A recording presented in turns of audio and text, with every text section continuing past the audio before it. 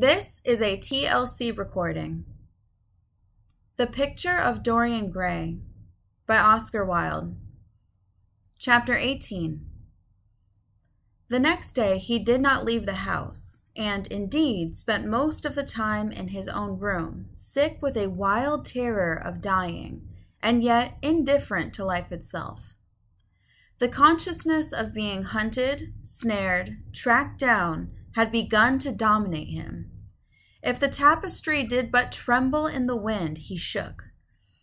The dead leaves that were blown against the leaded panes seemed to him like his own wasted resolutions and wild regrets. When he closed his eyes, he saw again the sailor's face peering through the mist-stained glass, and horror seemed once more to lay its hand upon his heart. But perhaps it had been only his fancy that had called vengeance out of the night and set the hideous shapes of punishment before him. Actual life was chaos, but there was something terribly logical in the imagination.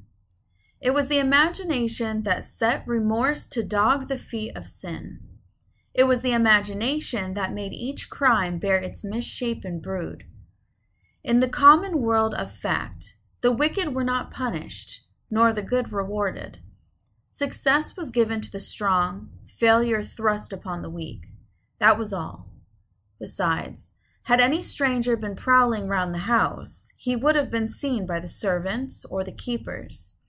Had any footmarks been found on the flower beds, the gardeners would have reported it. Yes, it had been merely fancy.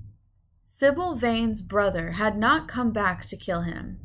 He had sailed away in his ship to founder in some winter sea.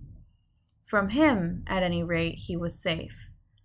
Why, the man did not know who he was, could not know who he was. The mask of youth had saved him.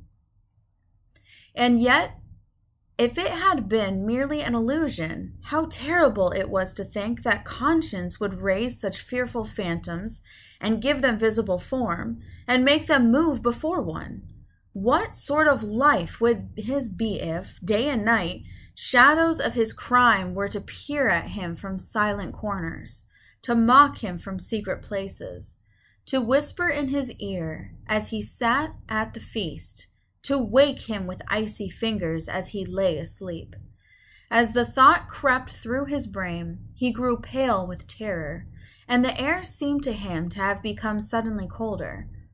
Oh, in what a wild hour of madness he had killed his friend! How ghastly the mere memory of the scene!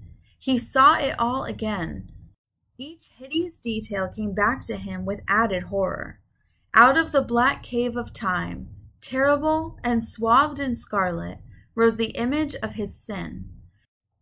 When Lord Henry came in at 6 o'clock, he found him crying as one whose heart will break. It was not till the third day that he ventured to go out.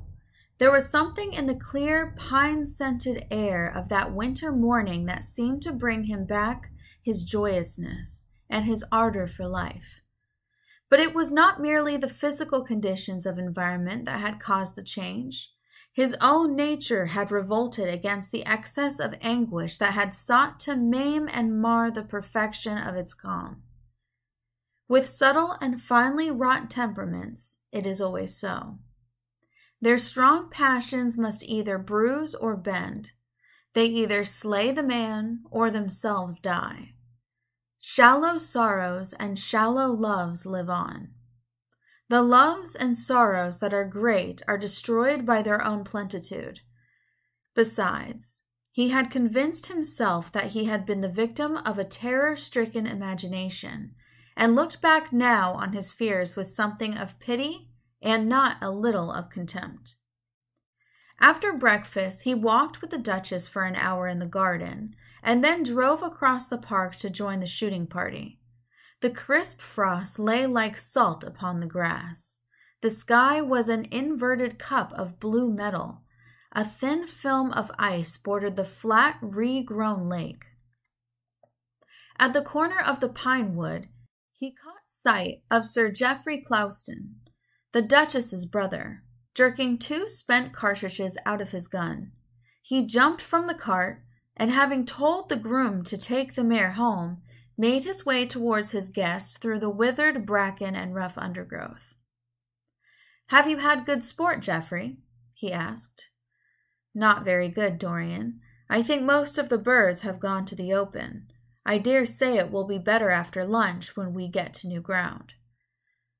Dorian strolled along by his side.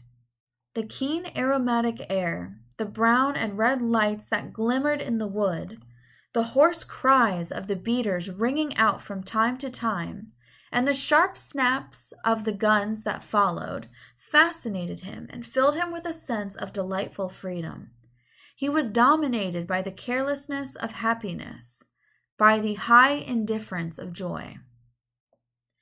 Suddenly, from a lumpy tussock of old grass some 20 yards in front of them, with black-tipped ears erect and long hinder limbs throwing it forward, started a hare. It bolted for a thicket of alders.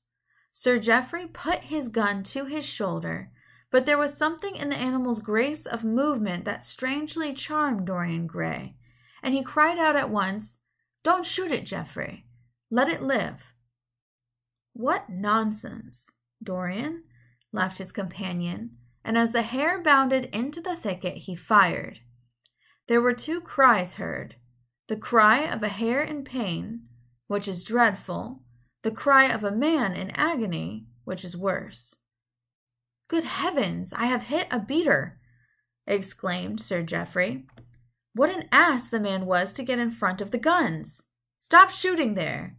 he called out at the top of his voice. "A man is hurt." The head keeper came running up with a stick in his hand. "Where, sir? Where is he?" he shouted. At the same time the firing ceased along the line. "Here," answered Sir Geoffrey angrily, hurrying towards the thicket. "Why on earth don't you keep your men back? Spoiled my shooting for the day." Dorian watched them as they plunged into the alder clump, brushing the lithe swinging branches aside. In a few moments they emerged, dragging a body after them into the sunlight. He turned away in horror. It seemed to him that misfortune followed wherever he went. He heard Sir Geoffrey ask if the man was really dead, and the affirmative answer of the keeper. The wood seemed to him to have become suddenly alive with faces. There was the trampling of myriad feet and the low buzz of voices. A great copper-breasted pheasant came beating through the boughs overhead. After a few moments, that were to him, in his perturbed state, like endless hours of pain, he felt a hand laid on his shoulder. He started and looked round. "Dorian," said Lord Henry, "I had better tell them that the shooting is stopped for today. It would not look well to go on." "I wish it were stopped forever, Harry," he answered bitterly. "The whole thing is hideous and cruel. Is the man—" He could not finish his sentence. "I am afraid so," rejoined Lord Henry. "He got the whole charge of shot in his chest. He must have died almost instantaneously. Come, let us go home." They walked side by side in the direction of the avenue for nearly 50 yards without speaking. Then Dorian looked at Lord Henry and said with a heavy sigh, "It is a bad omen, Harry, a very bad omen." "What is?" asked Lord Henry. "Oh, this accident, I suppose. My dear fellow, it can't be helped. It was the man's own fault. Why did he get in front of the guns? Besides, it is nothing to us.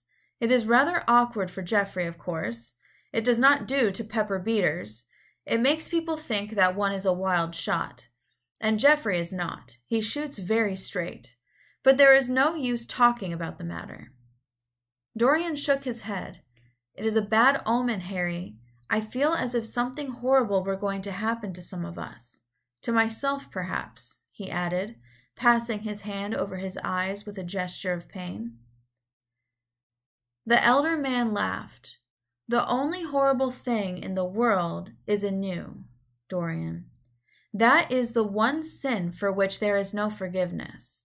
But we are not likely to suffer from it unless these fellows keep chattering about this thing at dinner. I must tell them that the subject is to be tabooed.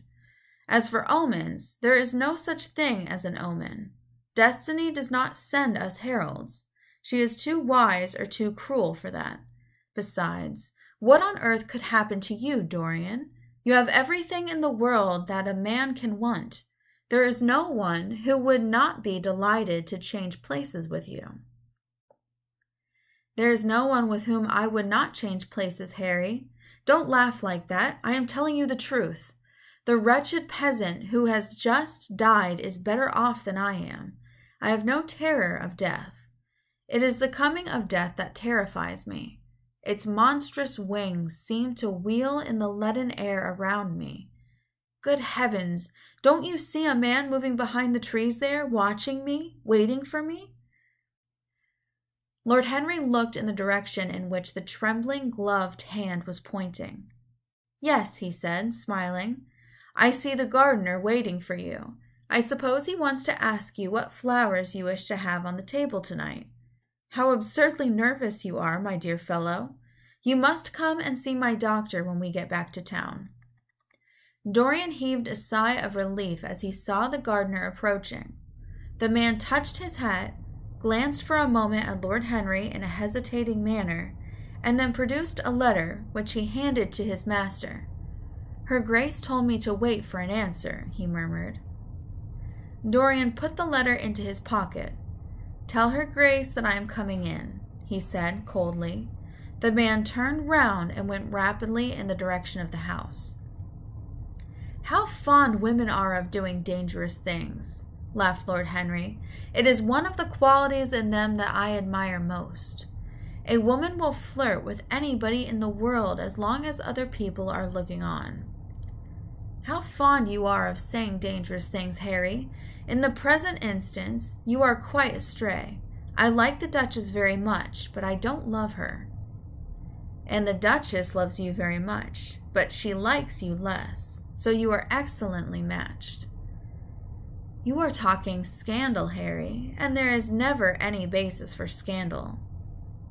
The very basis of every scandal is an immoral certainty, said Lord Henry, lighting a cigarette. You would sacrifice anybody, Harry, for the sake of an epigram. The world goes to the altar of its own accord, was the answer. I wish I could love, cried Dorian Gray with a deep note of pathos in his voice, but I seem to have lost the passion and forgotten the desire. I am too much concentrated on myself. My own personality has become a burden to me. I want to escape, to go away, to forget. It was silly of me to come down here at all. I think I shall send a wire to Harvey to have the yacht got ready. On a yacht one is safe. Safe from what, Dorian? You are in some trouble. Why not tell me what it is? You know I would help you. I can't tell you, Harry, he answered sadly, and I dare say it is only a fancy of mine. This unfortunate accident has upset me. I have a horrible presentiment that something of the kind may happen to me. What nonsense! I hope it is, but I can't help feeling it. Ah, here's the Duchess, looking like Artemis in a tailor-made gown. You see, we have come back, Duchess. I have heard all about it, Mr. Gray, she answered. Poor Geoffrey is terribly upset, and it seems that you asked him not to shoot the hare. How curious. Yes, it was very curious. I don't know what made me say it. Some whim, I suppose. It looked the loveliest of little live things. But I am sorry they told you about the man. It is a hideous subject. It is an annoying subject, broke Lord Henry. It has no psychological value at all. Now, if Geoffrey had done the thing on purpose, how interesting he would be. I should like to know someone who had committed a real murder. How horrid of you, Harry, cried the Duchess. Isn't it, Mr. Gray? Harry, Mr. Gray is ill again. He is going to faint. Dorian drew himself up with an effort and smiled. "It is nothing, Duchess," he murmured. "My nerves are dreadfully out of order, that is all. I am afraid I walked too far this morning. I didn't hear what Harry said. Was it very bad? You must tell me some other time. I think I must go and lay down. You will excuse me, won't you?" They had reached the great flight of steps that led from the conservatory on to the terrace. As the glass door closed behind Dorian, Lord Henry turned and looked at the Duchess with his slumberous eyes. "Are you very much in love with him?" he asked. She did not answer for some time, but stood gazing at the landscape. "I wish I knew," she said at last. He shook his head. Knowledge would be fatal. It is the uncertainty that charms one. A mist makes things wonderful. One may lose one's way. All ways end at the same point, my dear Gladys. What is that? Disillusion. It was my debut in life, she sighed. It came to you crowned. I am tired of strawberry leaves. They become you. Only in public. You would miss them, said Lord Henry. I will not part with a petal. Monmouth has ears. Old age is dull of hearing. Has he never been jealous?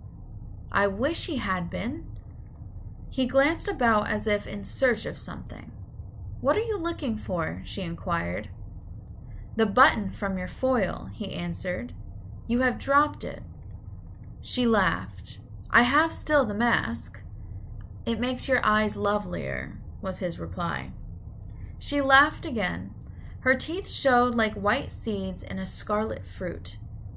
Upstairs in his own room, Dorian Gray was lying on a sofa, with terror in every tingling fiber of his body.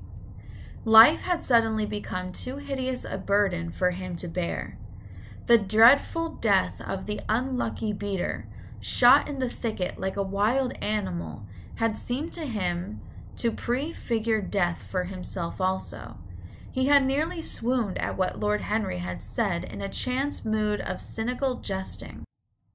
At 5 o'clock he rang his bell for his servant and gave him orders to pack his things for the night express to town, and to have the brougham at the door by 8:30. He was determined not to sleep another night at Selby Royal. It was an ill-omened place. Death walked there in the sunlight. The grass of the forest had been spotted with blood. Then he wrote a note to Lord Henry, telling him that he was going up to town to consult his doctor and asking him to entertain his guests in his absence. As he was putting it into the envelope, a knock came to the door, and his valet informed him that the head-keeper wished to see him. He frowned and bit his lip. Send him in, he muttered after some moments' hesitation.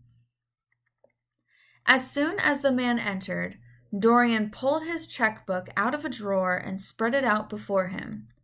I suppose you have come about the unfortunate accident of this morning, Thornton? He said, taking up a pen. Yes, sir, answered the gamekeeper. Was the poor fellow married? Had he any people dependent on him? Asked Dorian, looking bored. If so, I should not like them to be left in want, and will send them any sum of money you may think necessary. We don't know who he is, sir. That is what I took the liberty of coming to you about. Don't know who he is? Said Dorian listlessly. What do you mean? Wasn't he one of your men? No, sir. Never saw him before. Seems like a sailor, sir. The pen dropped from Dorian Gray's hand, and he felt as if his heart had suddenly stopped beating. A sailor, he cried out. Did you say a sailor? Yes, sir. He looks as if he had been a sort of sailor, tattooed on both arms and that kind of thing. Was there anything found on him? Said Dorian, leaning forward and looking at the man with startled eyes. Anything that would tell his name? Some money, sir, not much, and a 6-shooter. There was no name of any kind. A decent-looking man, sir, but rough-like. A sort of sailor, we think. Dorian started to his feet.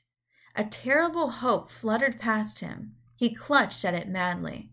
"Where is the body?" he exclaimed. "Quick, I must see it at once." "It is in an empty stable in the home farm, sir. The folk don't like to have that sort of thing in their houses. They say a corpse brings bad luck." "The home farm. Go there at once and meet me. Tell one of the grooms to bring my horse round. No, never mind. I'll go to the stables myself. It will save time." In less than a quarter of an hour, Dorian Gray was galloping down the long avenue as hard as he could go. The trees seemed to sweep past him in spectral procession, and wild shadows to fling themselves across his path. Once the mare swerved at a white gatepost and nearly threw him. He lashed her across the neck with his crop. She cleft the dusky air like an arrow. The stones flew from her hooves. At last he reached the home farm. 2 men were loitering in the yard. He leaped from the saddle and threw the reins to one of them. In the farthest stable a light was glimmering. Something seemed to tell him that the body was there, and he hurried to the door and put his hand upon the latch. There he paused for a moment, feeling that he was on the brink of a discovery that would either make or mar his life. Then he thrust the door open and entered. On a heap of sacking in the far corner was lying the dead body of a man dressed in a coarse shirt and a pair of blue trousers.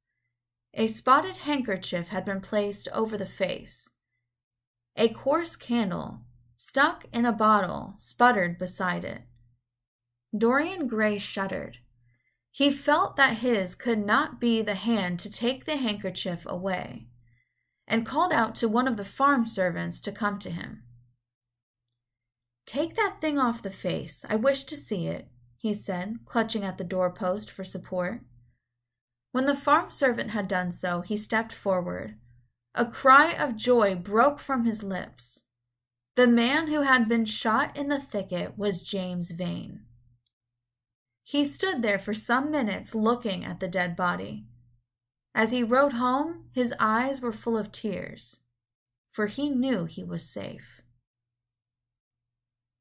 End of chapter 18. Please click the link below to continue on to chapter 19. This has been a TLC recording. Thank you for listening, and please be sure to subscribe.